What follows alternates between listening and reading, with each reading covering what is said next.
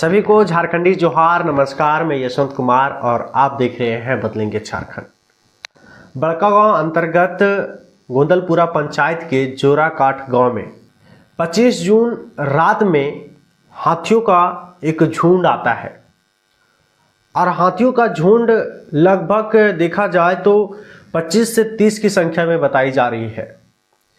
ये सारे हाथी जोराकाठ गांव में आते हैं और जो किसान भाई होते हैं जो अपने घर में सो रहे होते हैं, आधी रात को उन्हें उठ करके भागना पड़ता है क्योंकि उनके घरों तक हाथी अपना पैर रख चुका होता है, जिसके कारण से पूरे गांव में अफरा तफरी मच जाता है और सारे गांव के लोग जो हैं वो अपने घर को छोड़ करके इधर उधर भाग जाते हैं। मैं इस घटना को आपको पूरी जानकारी बताऊं उससे पहले मैं आपको थोड़ी सी जानकारी दे देता हूं कि इस गांव में देखा जाए तो कोई ऐसा परिवार नहीं है जो अच्छे से अपना जीवन यापन कर रहा हो। किसी न किसी रीति से वो अपना जीवन यापन कर रहे होते हैं और इस प्रकार से हाथियों का झुंड जो आता है इनको काफ़ी नुकसान पहुंचाता है।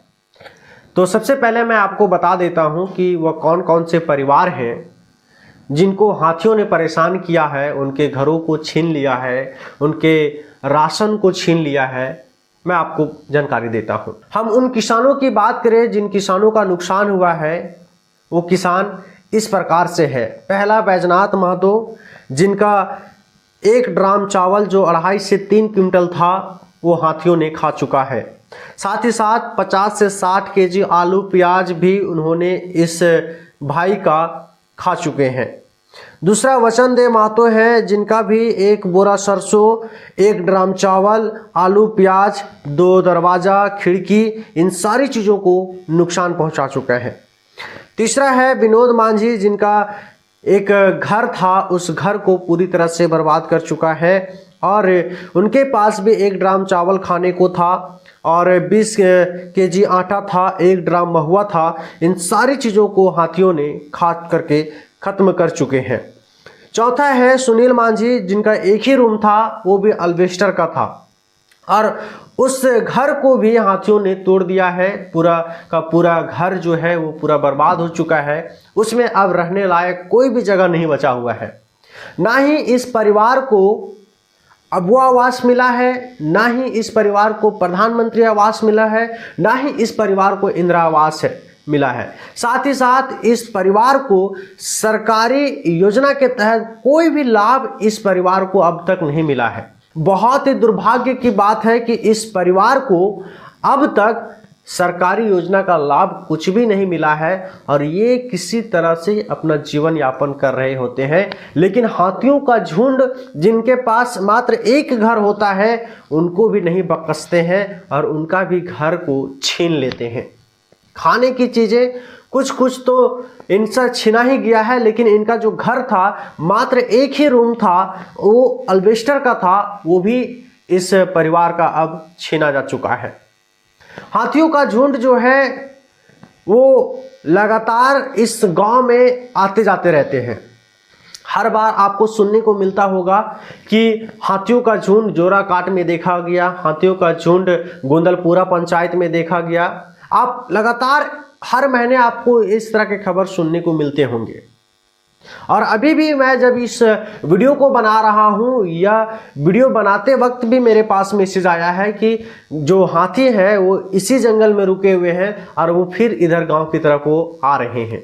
और अभी भी आप देख सकते हैं कि वहाँ के जो लोग हैं पूरा डर का माहौल में जी रहे हैं। पूरा डर का माहौल बना हुआ है पूरा गांव, और गांव के लोग जो हैं वो अपने घरों में नहीं बल्कि अपने घर के छत के ऊपर सोए हुए हैं और वैसे ही वो सोते हैं। इतना भारी वर्षा हो रही है, वहाँ पे छत पे उन्होंने एक तिरपाल लगा दिया है और उसी तिरपाल के नीचे वो सोते हैं और वो रात भर निगरानी भी करते रहते हैं कि किधर से हाथी आ रहा है, क्योंकि जान बचे तो लाखों उपाय। और ये जो हाथियों का झुंड जो लगातार गांवों की तरफ अपने घरों की तरफ जो आने का जो ये सिलसिला है, कहीं ना कहीं हम उनके घरों को, उनके जंगलों को उजाड़ रहे हैं। इसका एक यही मुख्य कारण हो सकता है कि हमने उनके घरों को उजाड़ा है, तब जाकर के हाथी आज हमारे घर को भी उजाड़ने को मजबूर हो गए हैं। अगर हम उनके घरों को नहीं उजाड़ते तो शायद आज हमारे घर को भी वो नहीं उजाड़ते।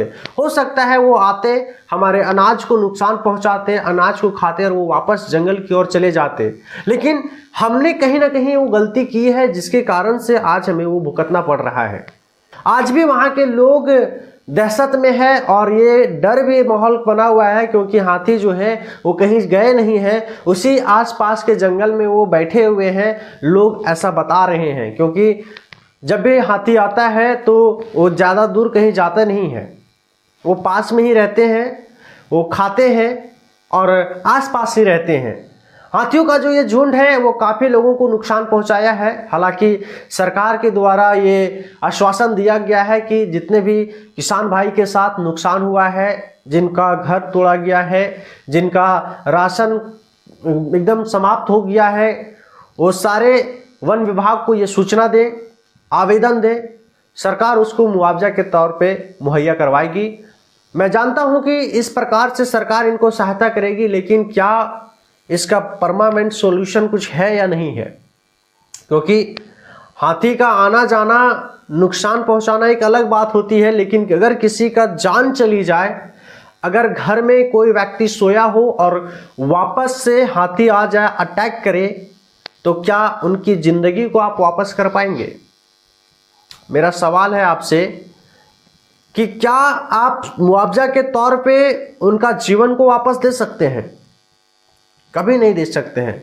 इसलिए मैं वन विभाग को भी यह कहना चाहता हूं कि आप सारे लोगों को सतर्क करें ताकि किसी को नुकसान ना पहुंचे, और आप वन विभाग आप ये भी ध्यान दें कि हाथी कहां से आती है, कहां को जाती है, इसका भी विशेष ध्यान रखें और ऐसा कोई उपाय लगाएं कि हाथी जो है वो गांव की तरफ ना आए और आने से पहले ही गांव को पता चल जाए कि हाथी जो है वो आप आने को है, तो इससे पूरा गांव जो है वो सतर्क हो जाए। बाकी बात जो नुकसान जो परिवार के साथ हुआ है, आप देख सकते हैं कि किसी का घर तोड़ गया है, किसी का दरवाज़ा टूट गया है, किसी का खिड़की टूट गया है, किसी का पूरा ये नुकसान हो गया है, खेती नुकसान हो गया है, बहुत सारी चीज़ों का नुकसान हुआ है जो आप देखने को आपको मिलता होगा कि जब हाथी आता है तो कितना नुकसान होता है। बाकी बात आप खुद समझदार हैं, समझ ही सकते हैं कि क्या हुआ होगा। तो बस आज के लिए इतना ही हम आपसे बात करेंगे और हम चाहेंगे कि आप सभी लोग जो हमें गोंदलपुरा पंचायत से देख रहे हैं, जोराकाट से जो देख रहे होंगे, मैं उन सभी लोगों से आग्रह करूंगा कि आप लोग सतर्क रहें, सावधान रहें और साथ ही साथ सचेत रहें, क्योंकि हाथी कभी भी किसी तरफ से भी आ सकता है। तो आप लोग विशेष करके आप अपना ध्यान जरूर रखें। तो बस आज के लिए इतना ही, हम मिलते हैं अगली वीडियो में। धन्यवाद।